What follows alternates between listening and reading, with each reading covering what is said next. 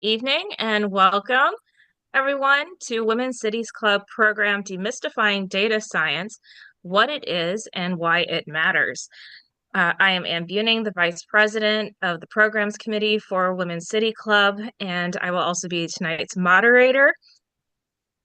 So data science is everywhere today, influencing our daily lives, but what it is remains a mystery to the average person. Tonight, we welcome Erin St. Jeor, Decision Science Manager at Fifth Third Bank, who will talk about this critical and growing field. Erin will provide a personal take and local view on data science, a topic which will be further expanded upon at WCC's National Speaker Forum on April 11th, where Kathy O'Neill, author of this book, Weapons of Math Destruction, How Big Data Increases Inequality and Threatens Democracy. Before we begin our discussion, please welcome WCC President Beth Soloberger, as she also gives you another welcome. Thank you, Anne. And welcome, everyone. I'm Beth Soloberger, President of Women's City Club. WCC, a nonpartisan civic organization, is celebrating its 110th anniversary this year. From the beginning, Women's City Club has provided a forum for public discussion of civic concerns such as good government, race relations, social justice, fair housing, and the environment. Women's City Club is different from single-issue organizations in that we can turn our attention to any issue that impacts our community locally. This keeps our focus fresh and timely.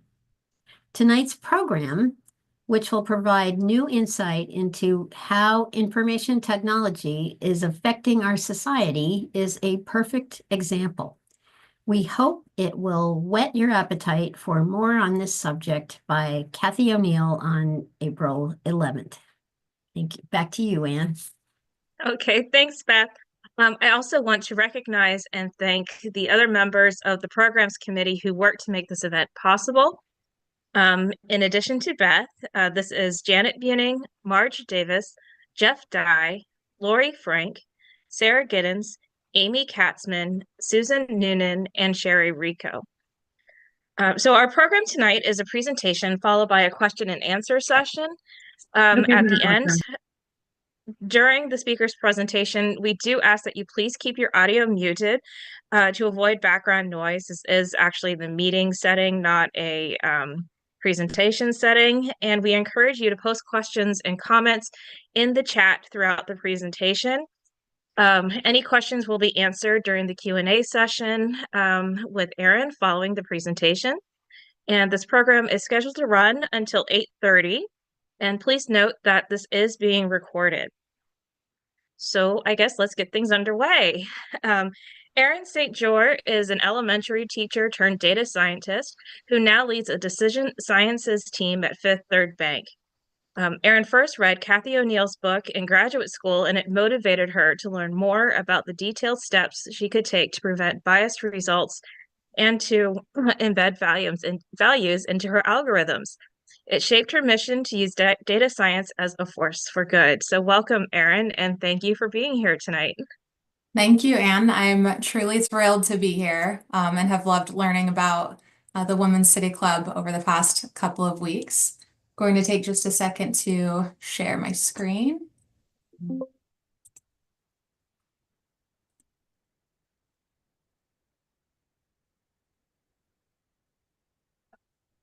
Yes, like I was saying, thank you so much for being here tonight. As Anne shared, my name is Erin St. Jeor, and we are here tonight because Kathy O'Neill, the author of Weapons of Math Destruction, is coming to speak at your National Speaker Forum on April 11th. And Kathy's work has shaped how I approach data science, and I'm here to set the stage, to demystify what data science really is, how it shows up in our daily lives, and why it's so important to understand. So truly, whether you are a tech enthusiast or feel kind of allergic to math, this conversation is meant for you. I thought it might be helpful to, in order to take away some of the key messages that I hope to share, for you to know a little bit about where I'm coming from. So like Anne shared, my background is in both education and data science. So getting to teach about data science is really a dream come true here. The first half of my career was spent in teaching and curriculum development, first in Southeast Idaho and later in Raleigh, North Carolina. Over the years, I taught 8th grade science, 4th grade math, and kindergarten. So the last time I formally taught a lesson, I was probably dressed something like this, standing in front of a bunch of 5-year-olds on a carpet, encouraging lots of movement and singing and dancing. But luckily for you all, I understand you won't need any of that from me tonight. I've heard wonderful things about how sharp this audience is, and I know you won't need to sing or clap your hands with me to check your comprehension. But after a few years in the classroom, I started to feel like I was treating symptoms rather than addressing root causes of the challenges my students were facing. And I adored my students and at the same time wanted to tackle bigger systemic challenges, the kinds of problems that data science can help solve. So I began taking courses in statistics and programming and was surprised by how naturally it aligned with how I think. That curiosity led me to enroll in the Institute for Advanced Analytics at NC State. My time there was transformative. It was a wonderful experience, and I'll share more about that later on. But from there, I joined Fifth Third Bank in Cincinnati as a data scientist, and today I lead a team in the Decision Sciences group. It's been a fantastic journey, one where I've had the opportunity to keep learning, contribute meaningfully, and see firsthand the difference that data science can make. Before we dive in, I want to note that the views and examples I share tonight are my own views and examples. I won't be speaking on behalf of my employer, but what I will say about Fifth Third is I feel genuinely fortunate to work there. I believe in the direction set by our leadership, and I'm surrounded by colleagues who are deeply committed to using data for good. Banking is a powerful industry, and when it's done right, it can truly change lives for the better. But the most important thing I want you to take away from my experience is this. If I could learn data science well enough to lead and mentor others in the field, then you can definitely learn enough to demystify it, ask meaningful questions, and advocate for data to be used fairly and responsibly. And that brings us to why we're here together today. I absolutely encourage you to attend Kathy O'Neill's talk. She's kind of a celebrity in the data science world, and I'm thrilled she's coming. But regardless, my goal for this session is simple. I want you to feel or be able to walk away feeling empowered to advocate for the ethical use of data science, algorithms, machine learning, and artificial intelligence in our everyday lives. You do not need to have all the answers to be qualified to ask good questions. Curiosity, critical thinking, and a willingness to engage are more than enough to get started. So over the next 30 minutes or so, here's what we'll explore together. A grounded understanding of what data science is, real-world examples of its impact, both promising and problematic, a bit about my own journey and how it shaped my views on responsible modeling, and finally, some concrete steps we can all take to move from awareness to action. So first, let's work toward gaining an understanding of data science. Data science can often feel like magic. It operates behind the scenes, fast and visible, eerily accurate. You can think about how Netflix seems to know exactly what you're in the mood to watch before you even do, how ChatGPT responds with human-like fluency, or how Google starts finishing your search query after just a few keystrokes. These systems feel intuitive and effortless. They just work. And because the experience is so seamless, we rarely stop to think about what's actually powering them.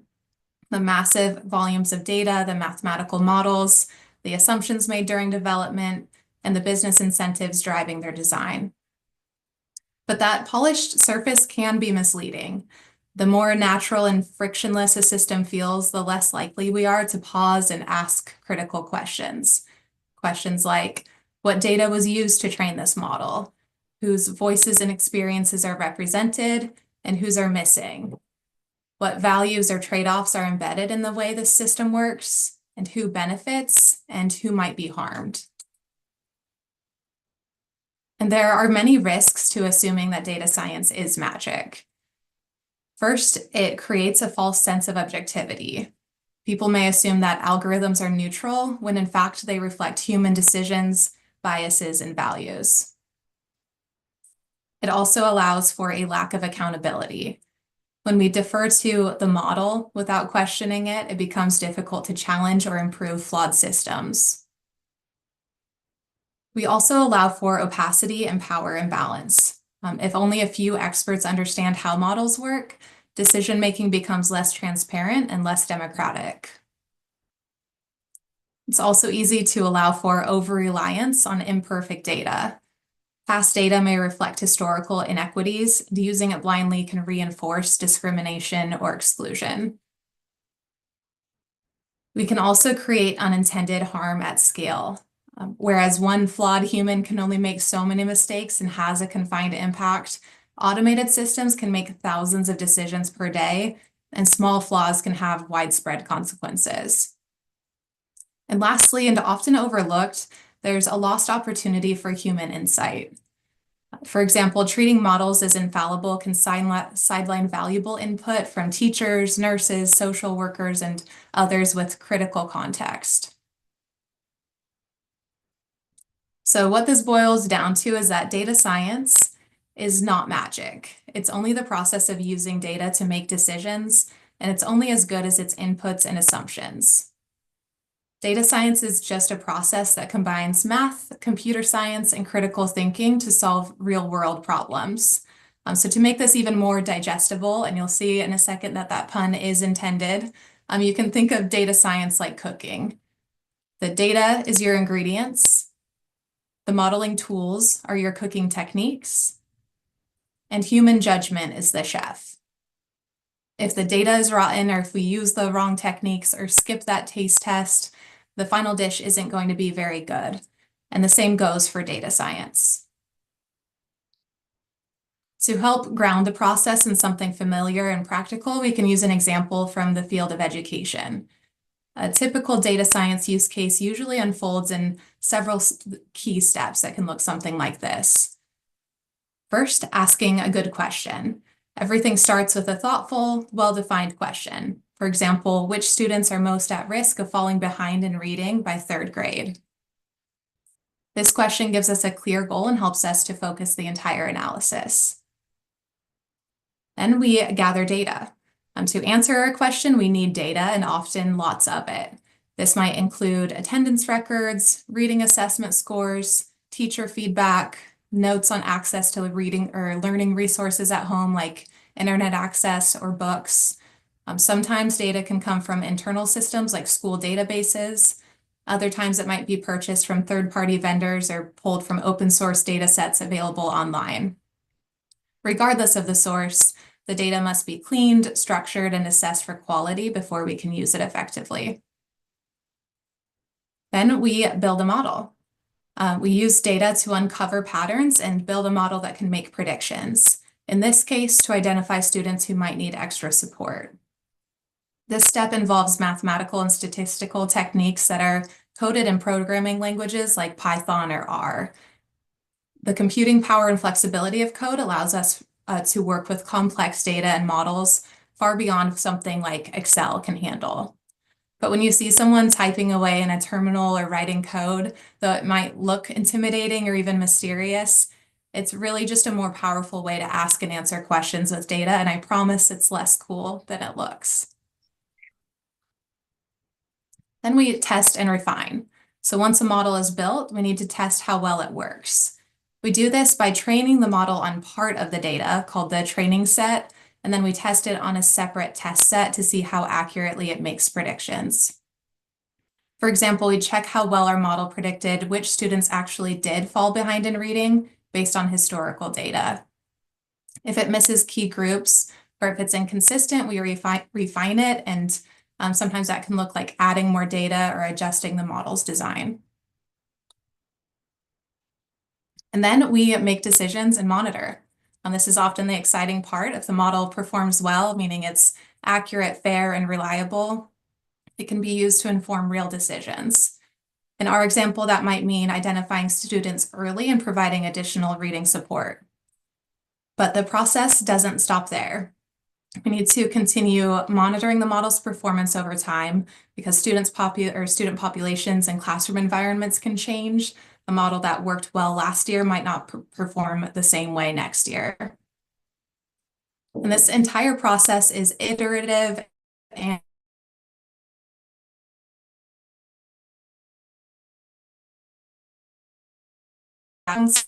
educators, data scientists, community members all have a seat at the table. Diverse perspectives help us spot blind spots and make better, more equitable decisions. So this is an example of how data science can work and work well. But next, we'll take a look at cases where it goes wrong.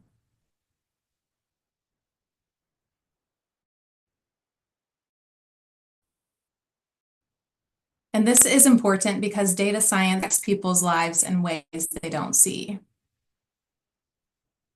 I'm going to walk through 3 real-world examples of where things have gone wrong, some of which might sound familiar to you, especially if you've read Weapons of Math Destruction. So first, imagine you apply for a job. Before a human ever sees your resume, it's run through an algorithm that scores your application. The model is trained on data from past hires. But if that company historically favored men or penalized career gaps, the algorithm will too. One company trained their model on resumes from top performers who were overwhelmingly male and ended up downgrading resumes with indicators of women's colleges. So bias in, bias out is a theme you'll hear a lot. In another case, hospitals used a model to prioritize patients for extra care. But instead of using health data, they used healthcare spending as a proxy for need. Since less money is spent on Black patients due to systemic disparities, the model underestimated their risk and gave them less support. So again, in this case, the model wasn't malicious, but the choice of input, spending, carried historical bias, and that mattered. Now we can talk about policing. Some cities use algorithms to predict where crime might occur and send more patrols there. But if those predictions are based on historical arrest data, they may reinforce over-policing in communities that were already disproportionately targeted. This results in a feedback loop. More police in certain neighborhoods, more arrests, and more data reinforcing the bias. So these are examples of what Kathy O'Neill calls weapons of math destruction. Powerful, opaque models that scale harm rather than prevent it.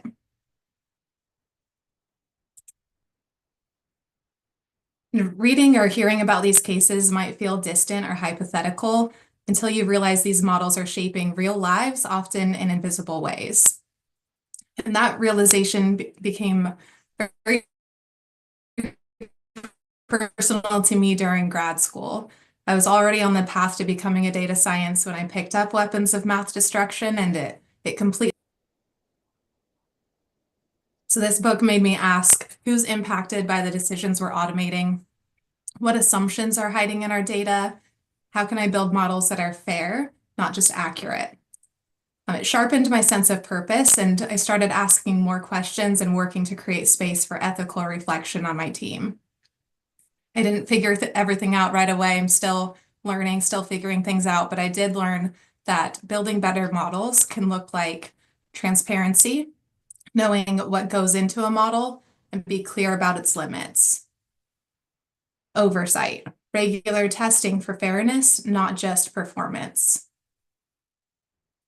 Human in the loop. Don't let automation replace judgment. Values first objectives. Is your model helping people or just maximizing profit? And diverse perspectives. Different lived experiences spot different different blind spots. Data scientists must commit to fairness, and I've found myself continuing to rely on an oath written by Emmanuel Derman and Paul Wilmot and referenced in Kathy O'Neill's book. Derman and Wilmot are 2 influential figures in the world of quantitative finance, and they became well known not only for their technical contributions, but also for modelers. After the 2008 financial crisis, which exposed how complex financial products and risk models had contributed to systemic failures, they wrote the Financial Modeler's Manifesto as a call for ethical responsibility in financial modeling. At the end of the manifesto, they included a modeler's Hippocratic Oath, which I first heard about in O'Neill's book. It's inspired by the medical profession's oath to do no harm. And it's intended as a pledge to use financial models responsibly, acknowledging their limitations and potential for harm. The first several points of that oath read, I will remember that I didn't make the world and it doesn't satisfy my equations. Though I will use models boldly to estimate value, I will not be overly impressed by mathematics. I will never sacrifice reality for elegance without explaining why I have done so. Nor will I give the people who use my models false comfort about its accuracy. Instead, I will make explicit its assumptions and oversights. My mission personally is to keep a worthy objective in mind. Kathy O'Neill states, the heart of the problem is almost always at the objective. Change that objective from leeching off people to helping them, and a weapon of math destruction is disarmed and can even become a force for good. So those things that I've outlined are things that I have the power to do as a data scientist, but there are things that all of us must do, including you all. And that's what I'd like to touch on next. I'm proposing a kind of data user's Hippocratic Oath, and we are all data users. This is inspired by the modeler's oath, but meant for anyone who interacts with data, whether or not you're a data scientist. These are guiding principles for thoughtful, responsible engagement with data in everyday life. So if any of these statements resonate with you, I invite you to reflect on them, carry them with you, and let them shape how you interpret and use data in the world. The statements read, I will remember that data and algorithms are tools, not truths, and that they reflect the world but do not define it. I will ask questions about where data comes from, who it includes, and who it leaves out. I will not place blind trust in technology, but will seek to understand its purpose, limitations, and impact. And when I share or act on data, I will do so with care, knowing it can shape opinions, decisions, and lives. I also want to provide you with some action steps, and I would be interested in hearing about other action steps that you all are already taking in your lives. But the first is to ask questions. Why was my loan application denied? Why does the school placement algorithm work? What data is being collected about me and why? Support transparency and accountability. Advocate for algorithmic audits in government or public services. Vote for leaders who prioritize data ethics and digital rights.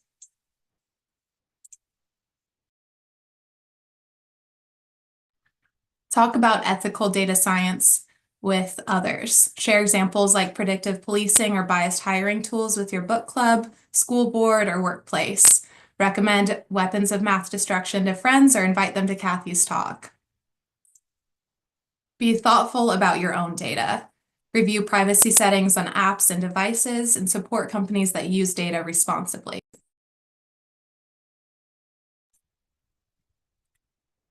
Get involved locally. Join school board or city council conversations about data tools, volunteer with groups advocating for digital equity, or teach accountability. And again, I'm going to plug Kathy O'Neill's talk. Attend events like that and bring others with you. And feel empowered to ask questions when something feels unfair, even if it came from the system or the model.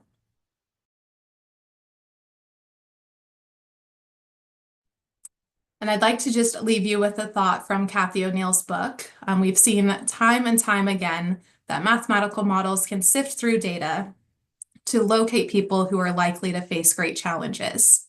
It's up to society whether to use that intelligence to reject and punish them, or to reach out to them with the resources they need. I think we should be the kind of society that reaches out.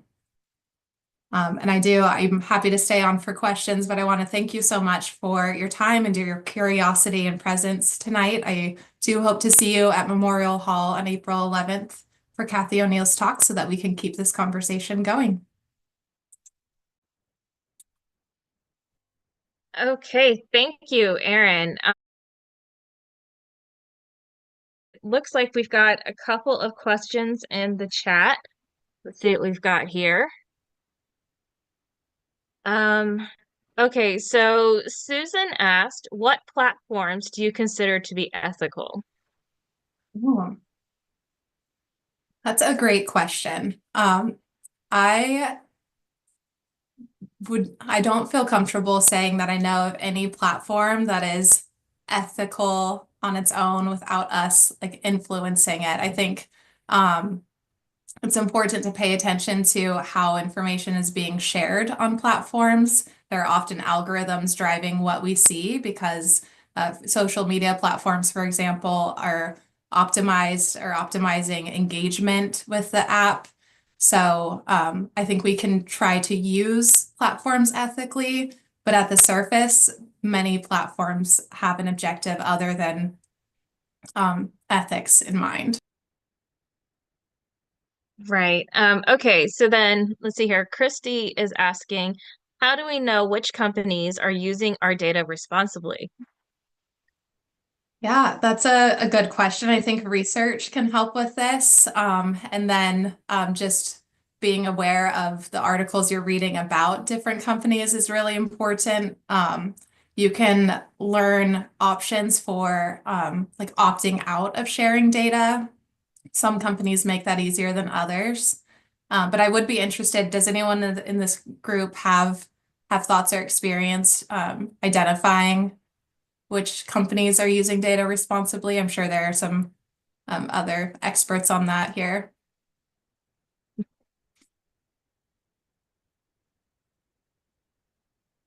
The great silence of grouped Yeah. So group meetings.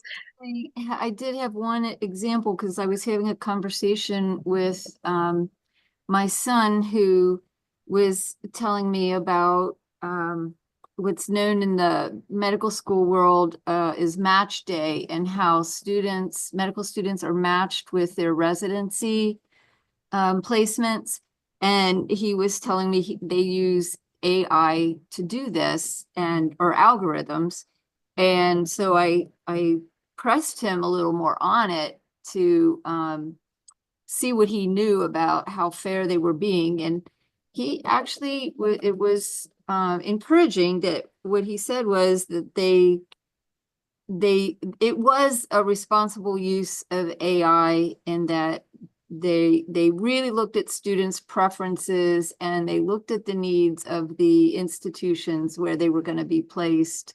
And they took into consideration, for example, if there was a couple applying for one institution where both wanted to be in the same city or in the same institution, and they took into consideration other things about the students and their needs. So I was actually very encouraged by that. Yeah, I've heard similar things about the match process. And I think it's a good example of using algorithms to solve a problem without an ulterior motive. Yeah. But I think it gets back to what you said, is if you understand what the goal is going in, and you try to analyze the data in a responsible way, it definitely can be used for good. And so I think that's a question I guess I have for the Women's City Club, which is right now because we have DEI under attack. And what can Women's City Club do to encourage companies, public and private, to consider diversity, equity, and inclusion in their data use, especially when right now they're being penalized for doing so? Are there ways to present it so that it doesn't sound like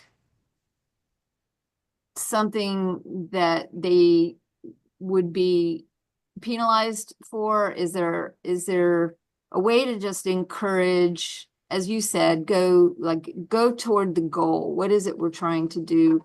But how can we do that more succinctly?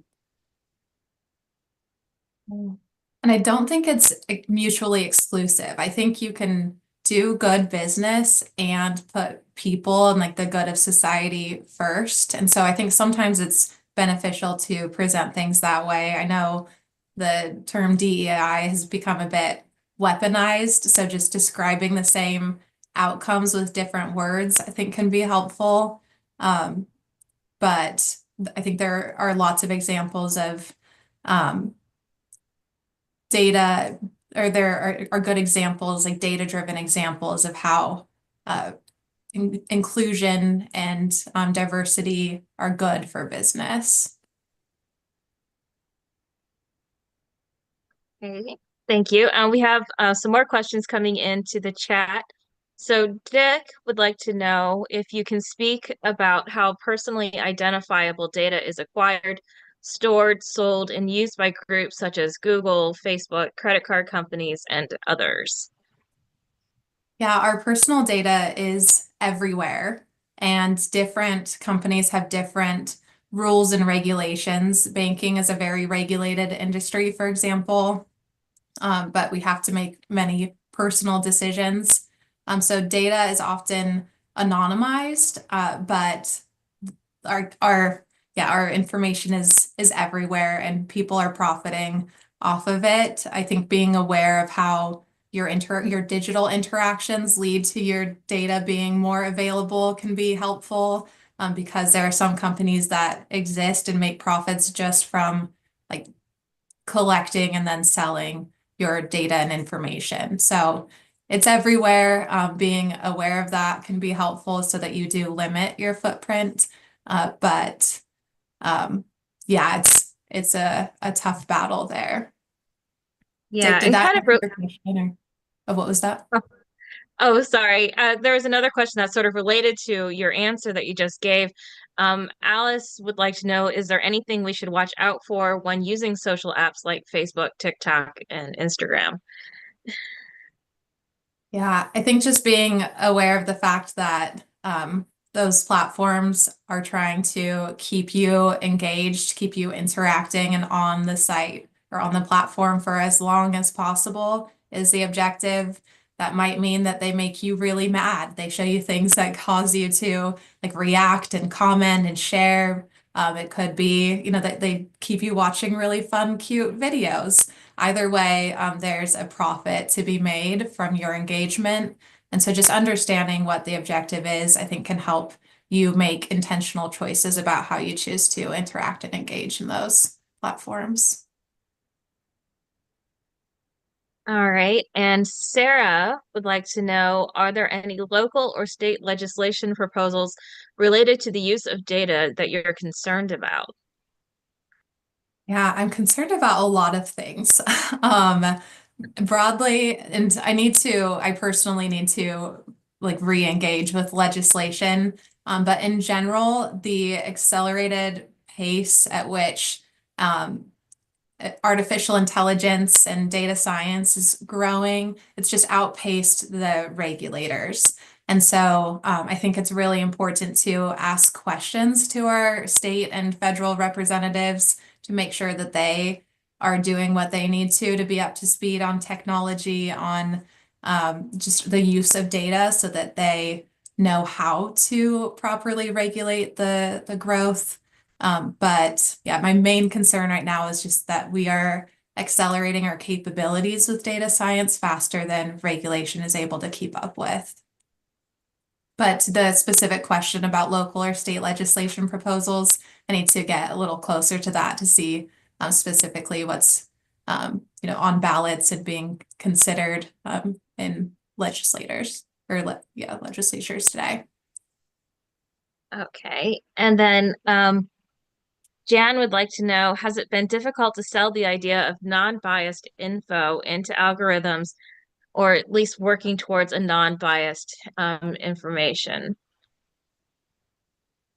Yeah, I think it depends on who you're talking to, but often I've found that if you do take Kathy O'Neill's point and just step back and say, what is the objective here? Like, do we want to build the most accurate model possible? Are we truly wanting to maximize every, dollar out of um, this algorithm, or are we after something bigger? And so sometimes just stepping back and not arguing about which data or which method is going to optimize results, but rather like we'll talk through what it is we're really looking to do can be something that's helpful. There are all sorts of methods you can use to try to de-bias algorithms from like treating the data differently or adjusting a model after it's built. But just kind of stepping back through the process and making sure you're getting lots of diverse opinions about what the actual objective is can be helpful to landing on a final result. Yeah, and this next question, I think I'll open it up to the group entirely. Since Erin, you've already mentioned that you still need to dig into the local things that are happening here with algorithms. But Sherry asks, are there local groups that are doing algorithm audits?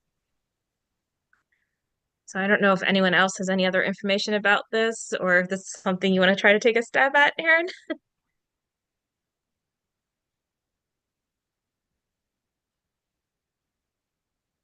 Yeah, it's not something that I'm aware of. I know there are also regulators engaged in banking, for example, but I'm not sure about what's happening locally outside of that.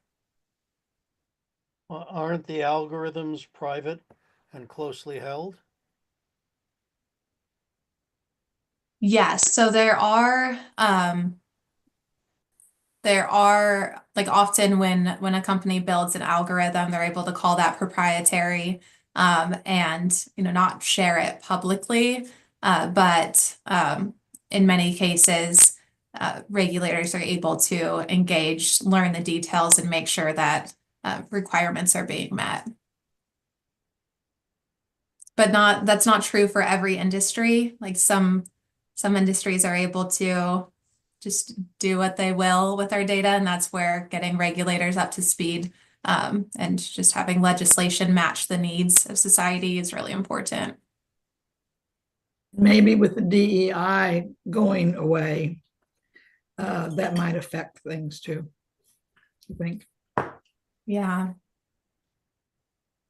Yeah, there have been many changes recently that will cause or I think allow for different choices in both public and private companies to be made. And at times like this, I think it's just even more important that we all understand that we are allowed to ask questions, to push back on things, and that things aren't as unbiased as they sometimes seem when they're coming out of a model or a tool or technology.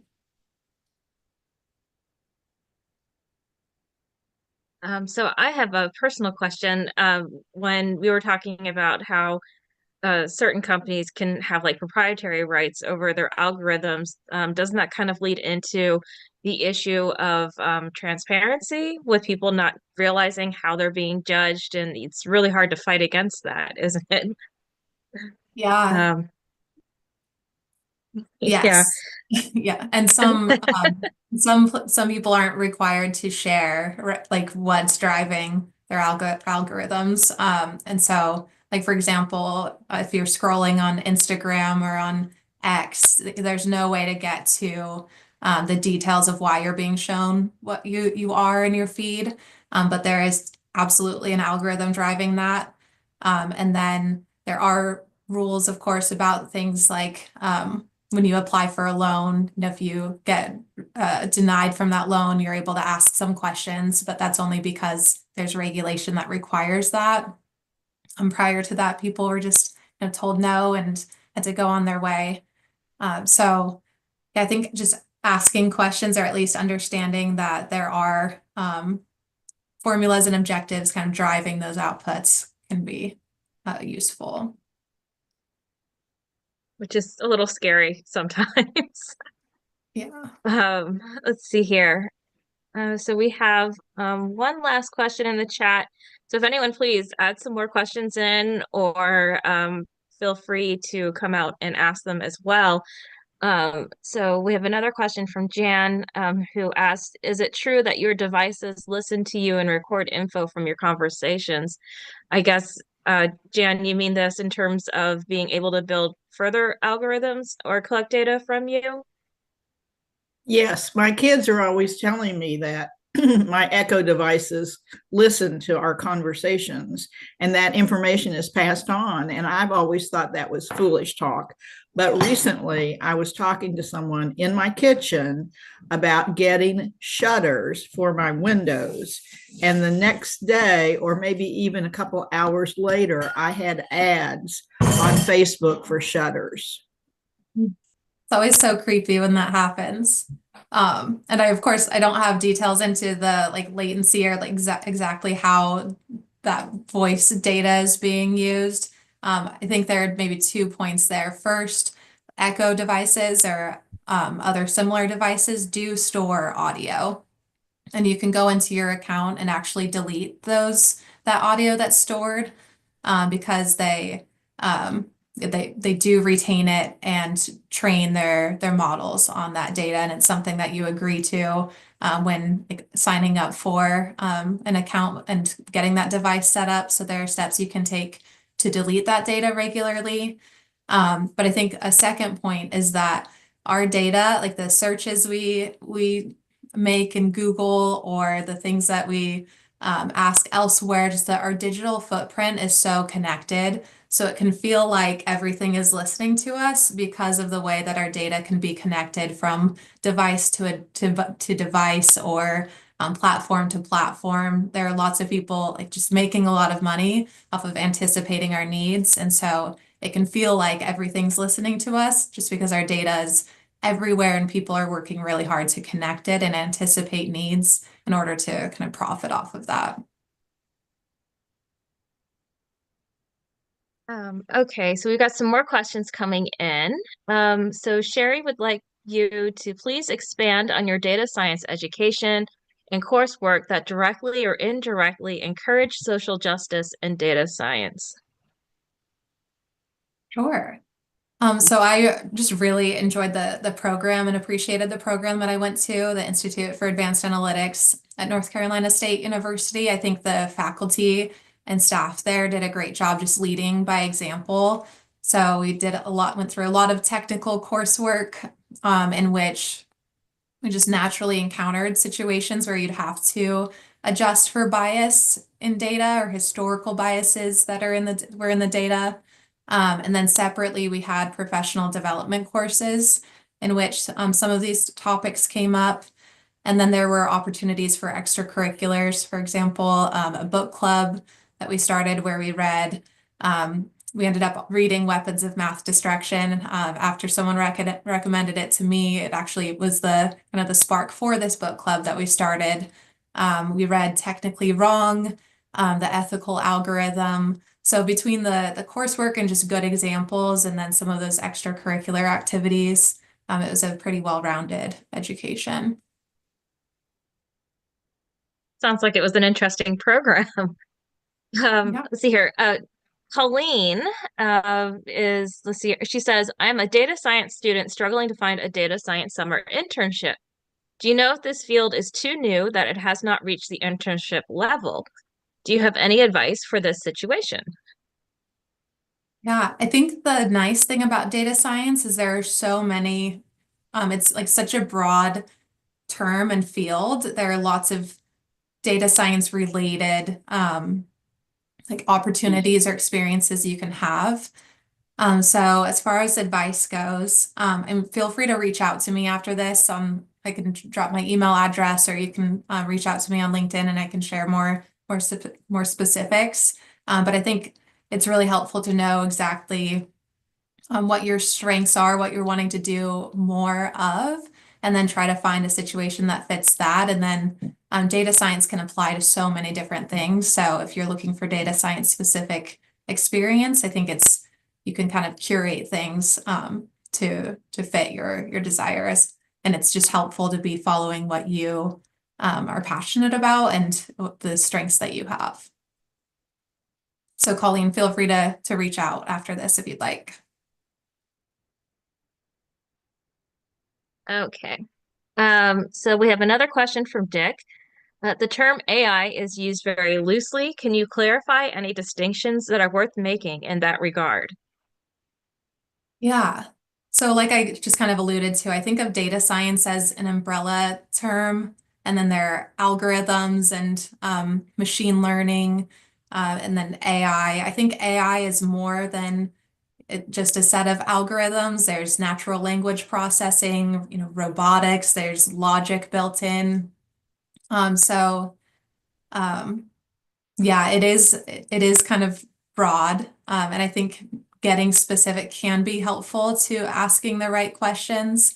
And that's something that I hope lawmakers do as well. So we're not just trying to take on AI as a whole, but like very specific uses of information. So I think, yeah, if you ask someone what AI is, or a bunch of different data scientists what AI is, you'd get a bunch of different answers.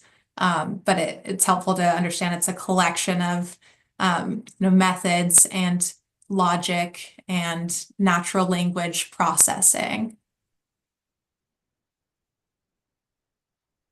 And let's see here. I'm not seeing any new questions in the chat. Does anyone have anything else they would like to ask? Sure. What is the banking industry doing? I mean, there's been much published in the past about things like redlining, getting mortgages, but we know a lot about that now. And what is the banking industry doing to mitigate that, or to do much better in the area of social justice and just providing services in general? Yeah, it's really unfortunate. And I think there's always room for improvement. Banking has come a long way. And historically was just really sad the way that things were treated or the way that people were treated and the processes that were followed. I think there are two things happening today. One is just better regulation. So there are compliance standards and like bias standards and a slew of regulation that needs to be followed before we can use data, like act on that to make decisions.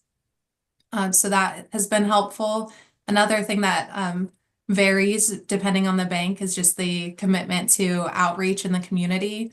And again, I'm not speaking on behalf of my employer, but two things that Fifth Third does that I appreciate it are their financial empowerment, like e-buses that go around and meet people where they are and help with banking needs. And then there's something called the Young Bankers Club that teaches financial empowerment to young kids and just helps them build strategies that are going to hopefully help them just be more successful and more financially literate. And then there are investments in the community too. So I think that's the right question to be asking. Like, what are big companies, powerful companies, companies that have an influence over people's lives doing to make things better and to be responsible?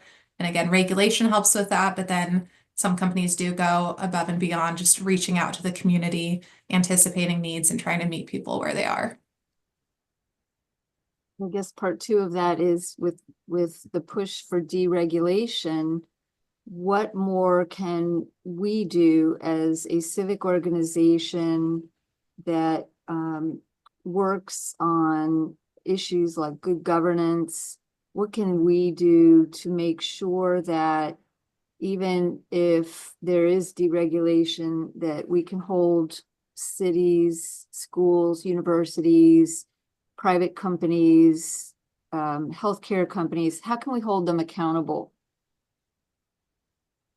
Yeah, it's much easier to do when there are laws in place requiring that.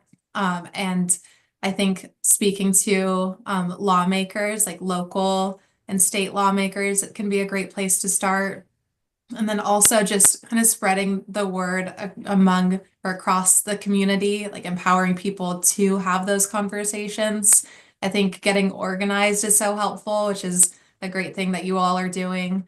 And yeah, just leaning on experts in the field, and not specifically in data science, but people who know how to influence legislation and get organized to bring awareness to the general community can be really helpful.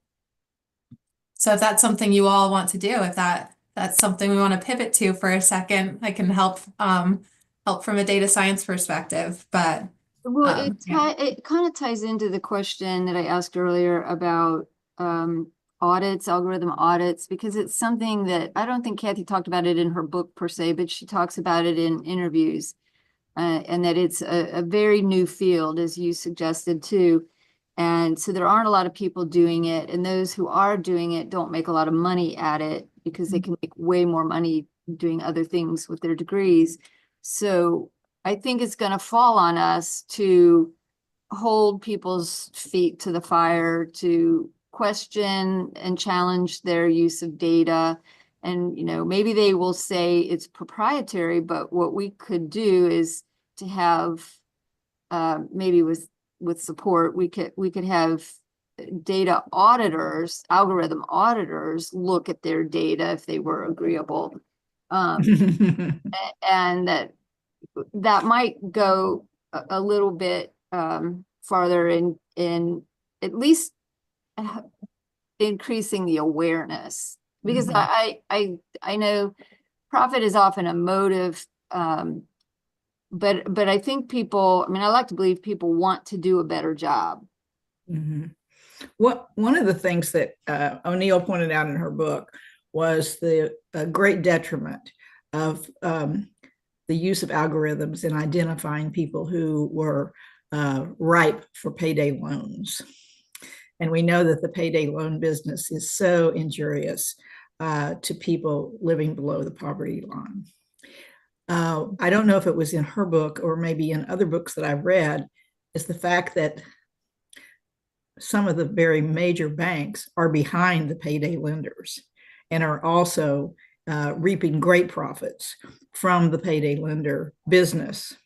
And I think that was a good thing for me to be aware of as a person who cares about those things, and to bring to light the emphasis that banking is using to the detriment of part of our society. And I would love to be able to encourage banks to, obviously, there are lots of people who are not creditworthy, who have never had a banking relationship. But if there was some way that banks could step in and try to reach out to people in poverty and help them see how banking and financial knowledge could really help them rather than hurt them. Because people that are in that situation, they can't cash a check. And if there was some way that that banks could set up something that people could maybe like apply to and say, look, I'm going to be a legitimate person and I'm not going to be a scammer or anything like that. Will you, allow me to have an account and cash my checks here? Or something where banks could step in. I don't know if that makes sense. It may be too goody two shoes for normal society, but I'd love to see banks, because they have reaped benefits from this bad situation, say, okay, we're going to make up for it and try to do better. Yeah. And there's a term called banking deserts, where like people who are not being reached, with the proper resources for being able to take care of themselves financially. And I do think it's essential to look out for people who are the neediest and most at risk. And there are methods, like safe methods for helping people with like an unsecured credit card, for example, to start building credit. And yeah, I can't speak to how far, banks are willing to go to just do good. But I do think my personal belief is that we should be willing to go very far to bridge that gap. And Yeah. yeah. I think I think Fifth Third, I don't know if you can speak for them, but I think Fifth Third just opened a bank in a banking desert. It is something that others on my team, this was a couple years ago that they did a big analysis into like banking desert locations. So it's definitely in the minds of leadership as a problem to solve. But I do think the point that we can't do it all, right? We can't fix everything, but finding where there's the most harm and where algorithms are like just making it worse and worse can be the right place to start. Like what are the biggest problems today and what power do we have to stop that is, I think, helpful. And then also builds just general awareness of where harm is being caused across the spectrum. So yeah, I think your questions illustrate you're on the right track to trying to make things better in the places that they desperately need to be improved. And I'm certainly grateful that there are people like you in the industry and people like institutions like North Carolina State who are teaching ethics in the whole data science thing. And this talk has been truly inspiring. I was so anxious to hear what you would have to say. And in my opinion, you've done a wonderful service for the Women's City Club. Well, that is very kind. Thank you. I am just so grateful that organizations like yours exist, that there are people committed to doing the work to make things better. Again, we can't fix everything, but taking an action is so much better than taking none. Okay, we've got some more questions showing up in the chat. So Sarah Muncie asked, do you have any advice for talking to kids about AI and data safety? Oof, I would love all of your advice on this. I have a 13-year-old and a 10-year-old. So we are at the prime age for having those kinds of discussions. There are some great resources available to help with those conversations, and that's typically what I tend to do is just turn to experts. But I think the concept of a digital footprint is so important. You know, anything you put out there digitally is there forever. You don't own it anymore. When you send a picture, you send a text, you visit a website, like that is recorded in time forever. So that is something that I think I've tried anyway to share with my kids. But then in general, there are also just great resources, ironically, online to help with those things. And I'm sure there are people here too who have some good advice. So if you have something specific, please feel free to share. Always hard. I know I've got friends with children those same ages who are trying to decide, do we limit their data time? Do we or screen time or what? Now one friend just gave their 13-year-old a cell phone and she's horrified at what she might be doing with it. So yeah, it's the hard question that we just don't know the answers to right now, do we? Yeah, I've heard people describe the fact that we are so much more careful with physical safety today and not as careful as we should be with digital safety with our kids. And not just, this applies to just kids in general, not just those who have kids who are young. So I think it's just important to keep that in mind, that the digital world is just as dangerous or more dangerous than like the physical world around us. Let's see here. We have a question from Chuck. Is harm generally due to unintended consequences? I'm not sure what I hope the answer to that is. I think it's essential to understand that harm can happen by accident with algorithms and data science. There are different types of models that can be built. Some are described as black box algorithms. So you put all this, good data in, the model's built, it gives you a result, but you don't know which of those features that you put in are being used the most, or like how a combination of them was used. And so there are methods for being able to take the results from a model and kind of test the the inputs to see what combination had the greatest impact. And that can help you see whether there is unintended bias, for example, in the results of a model. So I'm not directly answering the question, but I do think harm is often caused through unintended consequences, and it's important to kind of pause before using the outputs of a model to understand what it is that it's really predicting and whether it's making predictions that are more fair, more accurate for one group than another. I think sometimes harm is caused on purpose too, just to maximize my profits, unfortunately. All depends on who's behind the algorithm, I guess, right? Yeah, I think that's true. Well, and Um, remember that we've all heard that prisons are built based on third grade reading scores. Mm-hmm. So we've got, this is kind of more of a comment. Jane says, I think it would be great if students from middle grade up would be required to take banking and finance info for everyday use, which I'm sure we all can get behind that as something to support in our education system. Yeah. When I think we've probably all experienced becoming an adult and then like filing taxes for the first time and being like, what? Why didn't I learn about this in school when I was learning about these other things? So I totally agree with that. And there are, I think, some great resources available online. Like it's a great way to use the information that's available to us. And then again, Fifth Third's Young Banker Club has been great for the schools that incorporate that. Sorry, pardon my cat. So we have another question here from a different Sarah. How are credit scores determined, and do they go up and down, affected, for example, by late credit card payment?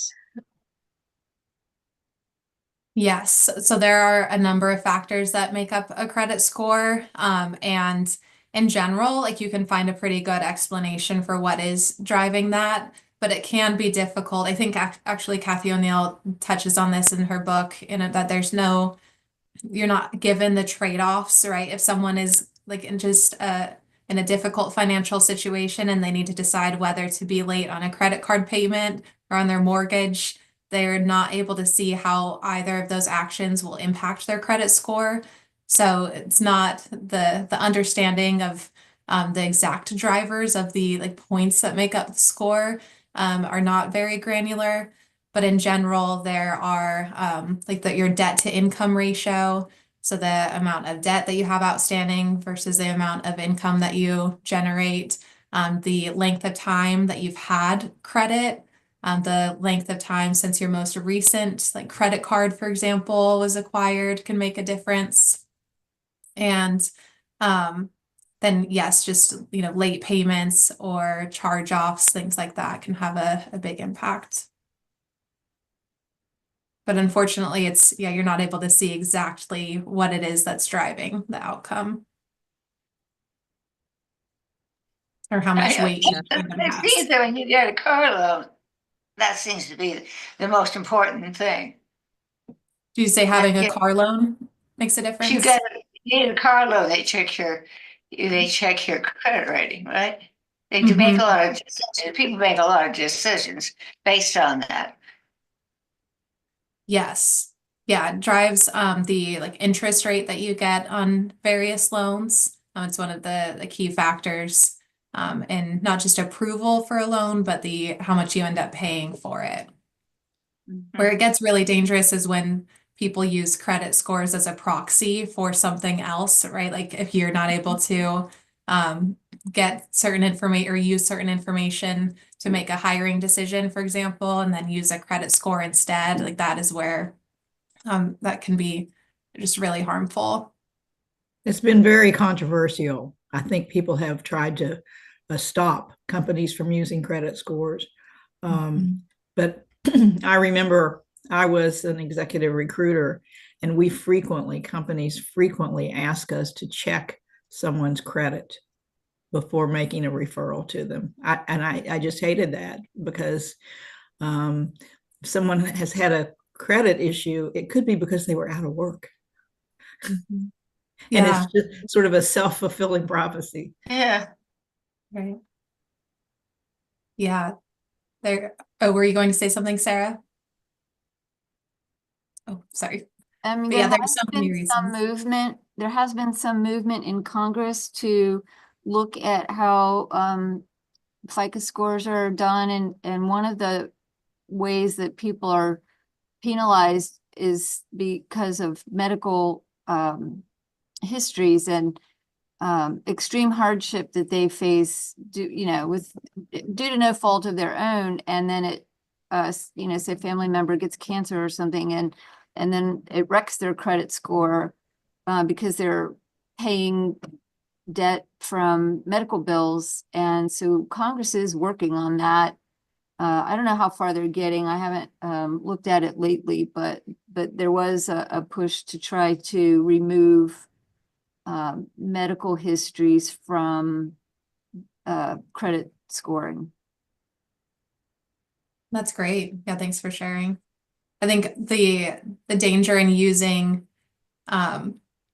credit scores is that we just keep people in tough situations, right? So if someone through no fault of their own because of like health costs or just, not having the privilege that other people have growing up, like didn't learn about credit in time to be able to use that information or like keep up a good credit score.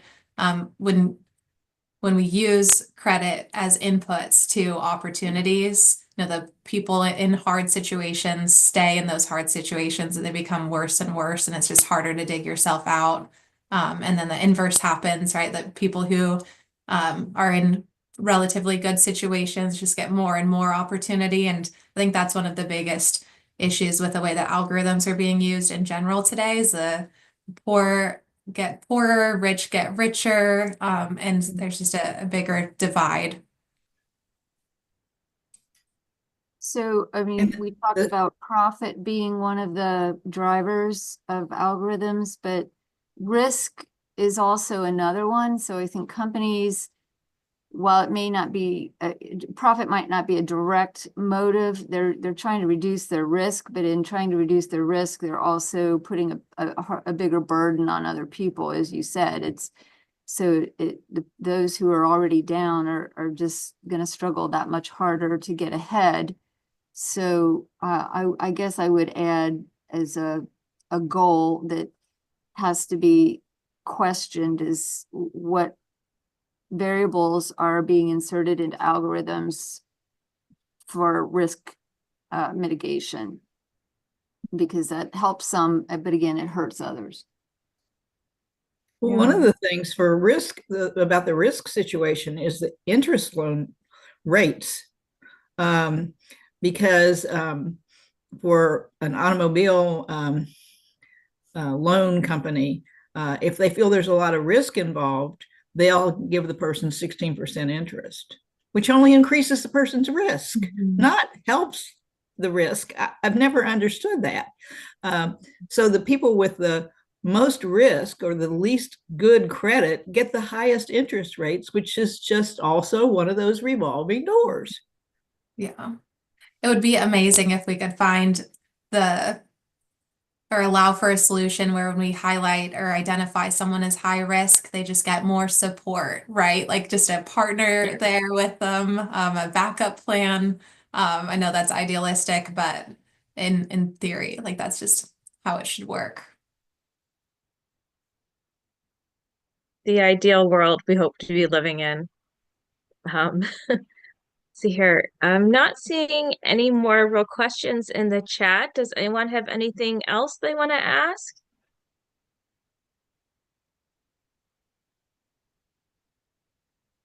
Okay, well, this has been a great discussion. Everyone has had some really great questions.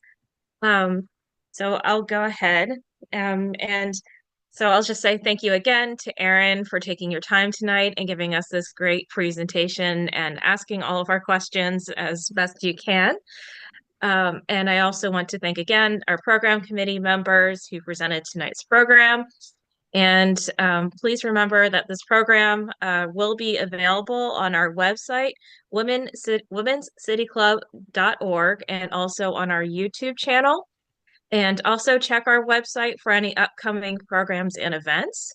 And just once more, please join us in person for our flagship event, our National Speaker Forum on Friday, April 11th at 7 p.m. at Memorial Hall, where we'll have Kathy O'Neill, award-winning author of Weapons of Math Destruction, where she'll reveal how algorithms and big data are widely used in healthcare, housing, hiring practices, and more, often at the cost of equity, and offer strategies to ensure transparency and fairness. The National Speaker Forum is our lead fundraiser that enables us to bring you free civic forums on a regular basis during the year. So please go to the WCC website for more information or to memorialhallotr.com to purchase tickets. And also, I would like to make a plug. If you're not a member of Women's City Club, please feel free to join. And new members are always welcome. And so thank you again to everybody and have a good night. Wonderful job. Wonderful program. Thank you, Erin. Thank you, Anne. Just terrific. Thank you all so much. It was great to meet you. Hope to see you soon. Yep. We'll see you. See you April 11th.